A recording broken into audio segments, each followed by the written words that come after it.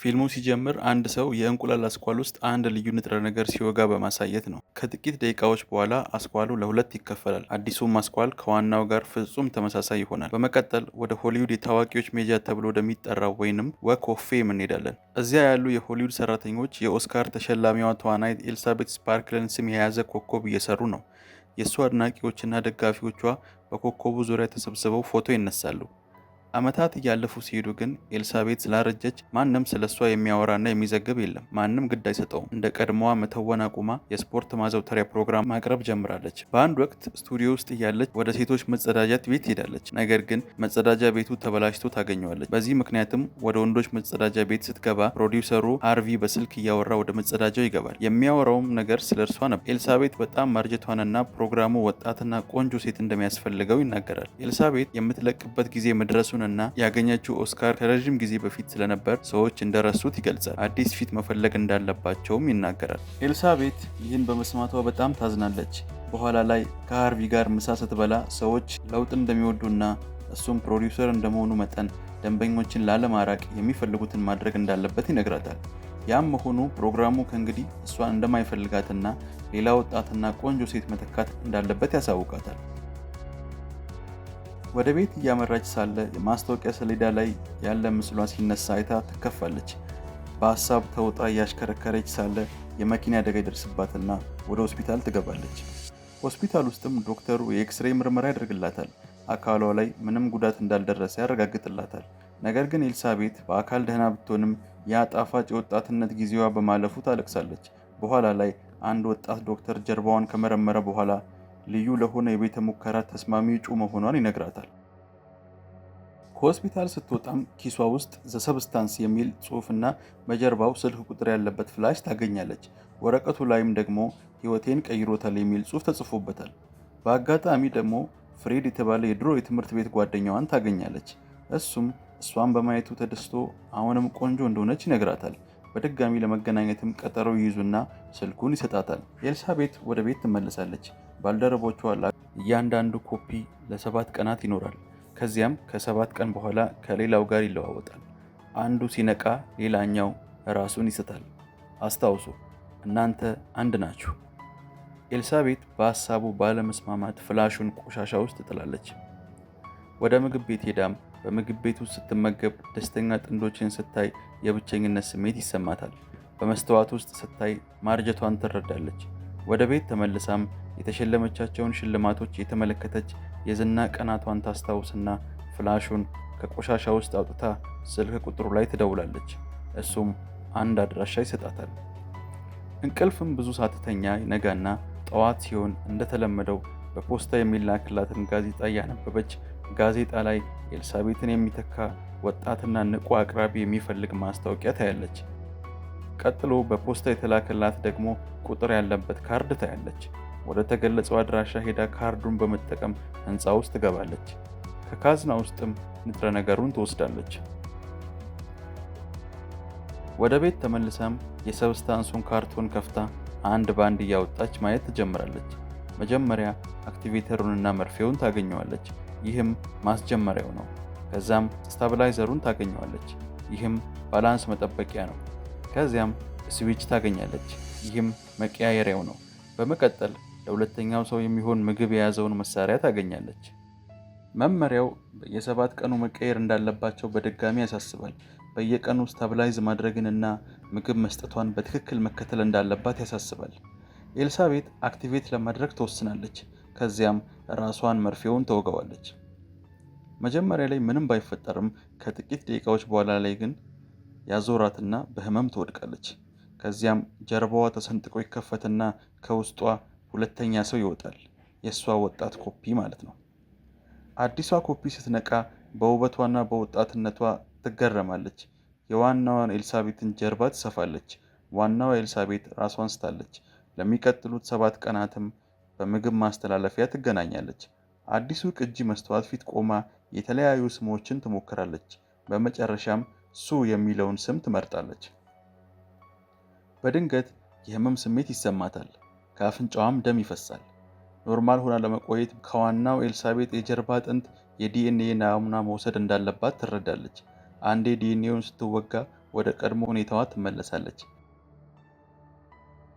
አዲሱን አካሏን በስፖርት ትፈትሻለች፣ በጣምም ትደሰታለች።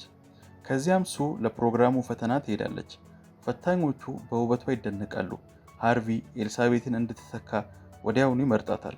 ሱ ታማሚ እናቷን ለመንከባከብ በየ7 ቀኑ ወደ ሩቅ ቦታ መጓዝ እንዳለባት ለሃርቪ ትነግረዋለች። ሱ በአንድ ጀንበር ዝነኛ ትሆናለች። የራሷን ትልቅ የማስታወቂያ ሰሌዳም ተሰቅሎ ታያለች። በየቀኑ ራሷን ከሳተችው ኤልሳቤት የዲኤንኤ ናሙና ትወስዳለች። 7ቱ ቀናት ሲያልቁ መቀያየሪያውን ወይንም ስዊቹን ታዘጋጃለች። ሱ ራሷን ትስታለች። ዋናው ኤልሳቤት ደግሞ ትነቃለች። ኤልሳቤት ሱን ከምግብ ማስተላለፊያው ጋር ታገናኛታለች። ኤልሳቤት ወደ ስቱዲዮ ብትሄድም ሃርቪ በመጥፎ ሁኔታ ያስተናግዳታል። በቤት ውስጥ እንድትቀመጥ የድሮ መጽሐፍ ይሰጣታል። ኤልሳቤት ምን ያህል ጨካኝ እንደሆነ ትረዳለች። ሳምንቱንም በድብርትና በብቸኝነት ታሳልፋለች። ሂደቱ ይቀጥላል። ሱ እንደገና ትነቃለች። ዝናዋ እየጨመረ ይሄዳል። ማስታወቂያዎችንም ትሰራለች። የኤልሳቤትን አካል የምትደብቅበትን ሚስጥራዊ ክፍል ለመፍጠር መታጠቢያ ቤቱን ለማደስ ትወስናለች። ራሷ እያደሰች በነበረችበት ሰዓት ኦሊቨር የተባለ ጎረቤት በድምፅ ይረበሻል። ምንድነው የተፈጠረ ያለው ብሎ ለመጠየቅ ያንኳኳል። ነገር ግን በሩ ተከፍቶ የሱን ውበት ሲያይ ወዲያውኑ ይማረካል። ሱ ኤልሳቤት መውጣቷንና እሷ አዲስ ንግስት መሆኗን ትነግረዋለች። ሳምንቱ አልቆ የመቀያየሪያው ጊዜ ደረሰ። ነገር ግን ሱ መቀየር አልፈለገችም። ህይወቷን በጣም ወደደችው። ከጓደኞቿ ጋር ትወጣለች፣ ትዝናናለች። ወንድ ወደ ቤትም ይዛም ትመጣለች። ሚስጥራዊው ክፍል ውስጥ ዋናዋ ኤልሳቤት ምግብ አልቆባት ሰውነቷ መጎዳት ይጀምራል። ሱ በመጨረሻ ወደ መታጠቢያ ቤት ትሄዳለች። ነገር ግን ከመቀየር ይልቅ አደገኛ ውሳኔ ትወስናለች። ከተፈቀደላት ቀን በተጨማሪ ለመቆየት ወስና ከኤልሳቤት የጀርባ አጥንት ተጨማሪ ዲኤንኤ ትቀዳለች። በመጨረሻ ሱ ወደ ኤልሳቤት ስትቀየር እና ኤልሳቤት ስትነቃ ቤቱ ተዝረክርኮ ታገኘዋለች። ከሁሉም በላይ ደግሞ አንዱ ጣቷ በሚያስደነግጥ ሁኔታ አርጅቶና ተጣሞ ታየዋለች። ለሰውየውም ደውላ ሱ ያደረገችውን ስትነግረው ሰውየውም እኔና እሷ የሚባል ነገር የለም፣ እናንተ አንድ ናችሁ ይላታል። የጣቷ እንደዛ መሆን ሱ ጊዜዋን በማሳለፏ የመጣ ነው፣ ሊስተካከልም አይችልም። ኤልሳቤት የሱን የፓርቲ ትርፍራፊ ታጸዳለች። ሱንም በቲቪ ታያታለች። ሱ ቆንጆ መሆኗን ታምናለች። ጎረቤቷ ኦሊቨር ሱን ለመጋበዝ ደወል ይደውላል። ኤልሳቤት ከበሩ አጠገብ ሆና ዝም ትላለች። ኤልሳቤት የሳምንቱን ምግቧን ስትወስድ ሌላ ዘሰብስታንስ የተጠቀመ አዛውንት ምግብ ቤት ውስጥ ታገኛለች። የእሱም ቅጂ ጊዜውን በማሳለፉ እጁ ተበላሽቷል። አዲሱ ቅጂ በመጨረሻ ዋናውን አካል እንደሚበላውና እንደሚያጠፋው ያስጠነቅቃታል። ይህ ሽማግሌ ኤልሳቤት በፊት በመኪና ተጋጭታ ሆስፒታል በገባችበት ሰዓት ለሳምፕል እንደተመረጠች የነገራት ዶክተር መሆኑን ታውቃለች። ኤልሳቤት ወደ ቤቷ ገብታ የጣለችውን የፍሬድን ስልክ ቁጥር ፈልጋ ታገኛለች። ከሱ ጋርም ስልክ ታወራለች። እሱ አሁንም እንደሚወዳትና ሊያገኛት እንደሚፈልግ ይነግራታል። አንድ ሬስቶራንትም ይቀጥራታል። እሷም ለመሄድ መልበስ ትጀምራለች። የተጎዳ እጇን ለመደበቅ ጓንት አድርጋ ትዘጋጃለች። ሆኖም የሱን ፎቶዎች ስታይ በራሷ ላይ ያላት እምነት ይጠፋል። ፍሬድም ሬስቶራንት ሆኖ እየጠበቃት እንደሆነ ሜሴጅ ይልክላታል። ኤልሳቤት ግን እየወጣች ከነበረችበት ተመልሳ የሰራችውን የፊቷን ሜካፕ አበላሽታ ራሷን ትጥላለች። ፍሬድ ጋርም ሳትሄድ ቀርታ በጭንቀት ውስጥ ሆና ምግብ ስትበላ ታድራለች። 7 ቀናት ያልፋሉ። ሱ ትነቃለች። ኤልሳቤት ቤቱን ስላዝረከረከችው ትበሳጫለች። 7 ቀን በቂ እንዳልሆነ ለኩባንያው ትደውላለች። ሰውየውም እናንተ አንድ ናችሁ በማለት በድጋሚ ይነግራታል። ሱ እጅግ በጣም ተበሳጭታ በቁጣ ስልኩን ትዘጋለች። ሃርቪ ለሱ እንዲህ ይላታል፣ የአንቺ ገምጋሚዎች ውጤት በጣም ከፍተኛ ነው። ብዙ ተመልካች እያገኘች ነው። እናም ሰዎች በጣም ይወዱሻል። ስለዚህ የተሻለ ጠንካራ ፕሮግራም እንድታቀርቢ ወስኛለሁ። ይህ ፕሮግራምም በምሽት እንዲተላለፍ ተወስኗል። ምክንያቱም በምሽት የተመልካች ቁጥር ስለሚጨምር፣ ይህም በዓለም ላይ ትልቅ ክስተት ስለሚሆን ነው። ሱ በዚህ በጣም ተደሰተች። ዝነኝነቷ እየጨመረ በመምጣቱና የማስታወቂያ ስራዎች ስለበዙባት በኤልሳቤት አካል ውስጥ ከ7 ቀን በላይ መቆየት ጀመረች። በየቀኑ ከኤልሳቤት አካል የዲኤንኤ ናሙና ትወስድ ነበር። ሱ በመጨረሻ አካሏን ከኤልሳቤት ጋር ስትቀይር ኤልሳቤት ደነገጠች። አካሏ እየተበላሸ፣ ብዙ ቦታዎች የተቆሳሰሉና ፀጉሯ እየረገፈ በመሆኑ መጮህ ጀመረች።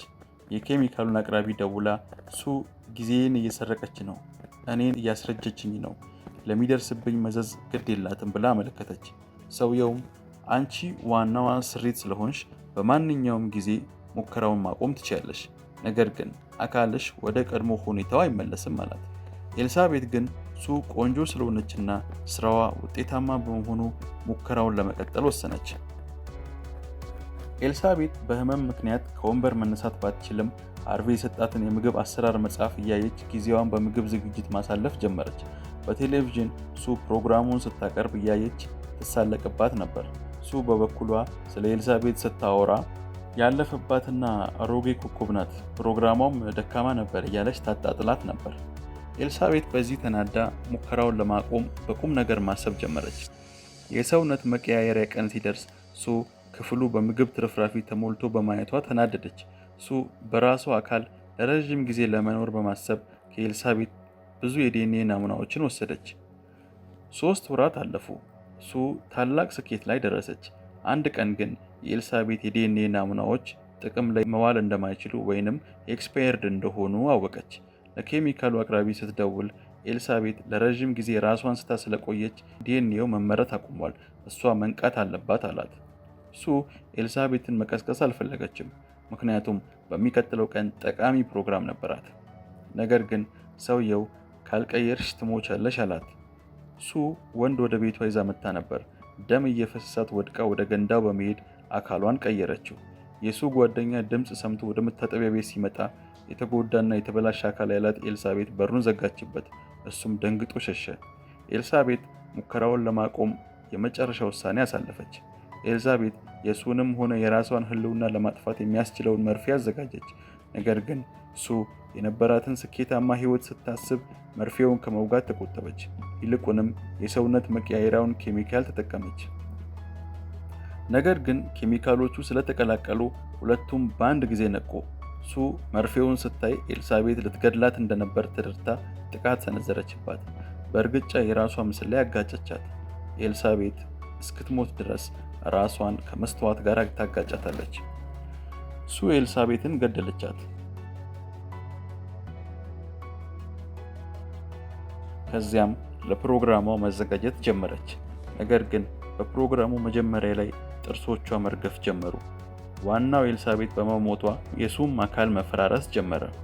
ሱ በፕሮግራሙ ላይ ላለመሳቅ እየሞከረች ብትቆይም ጥፍሮቿና ጆሮዎቿ መውለቅ ጀመሩ። ወደ ቤቷ ሮጣ በመሄድ የቀረውን የኬሚካል ቅሪት ወጋች። የተፈጠረው ግን ተቃራኒ ነበር። ሱ ወደ አስፈሪ ጭራቅነት ተቀየረች። የኤልሳቤት ፊት በጀርባዋ ላይ ወጣ። ሱ አሁንም ፕሮግራም እንዳለባት አስባ የኤልሳቤትን ፊት ያለበት የፎቶ ጭንብል አድርጋ ወደ መድረክ ወጣች። በመድረኩ ላይ ጭንብሉ ሲወድቅና አስፈሪ ማንነቷ ሲታወቅ ተመልካቾች በድንጋጤ ጮሁ። አንድ ሰው ጭንቅላቷን መቶ ሲቆርጠው ደሟ በመድረኩ ላይ በስቶ ፈሰሰ።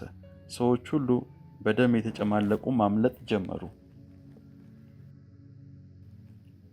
ሱ በቀረው የሰውነት ክፍሏ እየተሳበች ወደ ሆሊውድ የከዋክብት መንገድ ዎክ ኦፍ ፌም ሄደች። የድሮ ዝናዋን እያሰበች ፈገግ አለች። በመጨረሻም የኤልሳቤት ፊት ቀልጦ ትሞታለች። በማግስቱ ጠዋት የመንገድ ማጽጃ መኪና ደሙን ያጥበዋል። ኤልሳቤትም ከህይወት ትሰረዛለች። የፊልሙ ፍጻሜ ይህ ነው። ታሪኩም እዚህ ላይ ያበቃል። የተወደዳችሁ የቻናሎቼ ቤተሰቦች ዛሬ ያየነው የኤልሳቤት ስፓርክልን ታሪክ ለእያንዳንዶቻችን አስፈሪ ሊመስል ይችላል፣ ግን ለሁላችን ትልቅ ትምህርት የያዘ ነው። በዚህ በሶሻል ሚዲያ እና ቴክኖሎጂ በረቀቀበት ዘመን ሁላችንም ፍጹም ፐርፌክት ሆነን ለመታየት የምናደርገው ሩጫ መጨረሻው የት እንደሆነ ያሳየናል። ከዚህ ፊልም የምንማራቸው ዋና ዋና ነገሮች፣ አንደኛ ራስን መቀበል። ኤልሳቤት ያላትን ዝናና ውበት ከማክበር ይልቅ በሰው እይታ ውስጥ ለመኖር ስትሞክር ማንነቷን አጣች። እኛም በኑሮችን ውስጥ ሰው ምን ይለኛል ከሚል ጭንቀት ወጥተን ያለንን ማንነት ማክበርና መውደድ አለብን። ሁለተኛ የጊዜ ሂደትን ማክበር አለብን። እርጅናም ሆነ ለውጥ የተፈጥሮ ሕግ ነው። አንድ ህንፃ እድሜው ሲጠግብ ጥገና ያስፈልገዋል እንጂ ፈርሶ ሌላ ሊመስል አይገደድም። እኛም በህይወት የምናልፍባቸውን ወቅቶች በጸጋ መቀበል ብስለት እንጂ ድክመት አይደለም። ሶስተኛው ደስታና እርካታ የሚመጣው ከውጫዊ ገጽታ ሳይሆን ከውስጣዊ ሰላም ነው። ኤልሳቤት ወጣት ብትሆንም ውስጧ ሰላም ስላልነበረው ውጤቱ ጥፋት ሆኗል። ስለዚህ ቤተሰቦቼ በማንነታችሁ ኩሩ። በሶሻል ሚዲያ የምታዩት ፍጹምነት አንዳንዴ እንደ ዘ ሰብስታንስ መርዛማ ሊሆን ስለሚችል ራሳችሁን ከሰው ጋር ከማወዳደር ይልቅ ዛሬ ከደረሳችሁበት ስኬት ጋር ተደሰቱ። በመጨረሻም ይህን ቪዲዮ ከወደዳችሁት ላይክ ማድረጋችሁ እንዳትረሱ።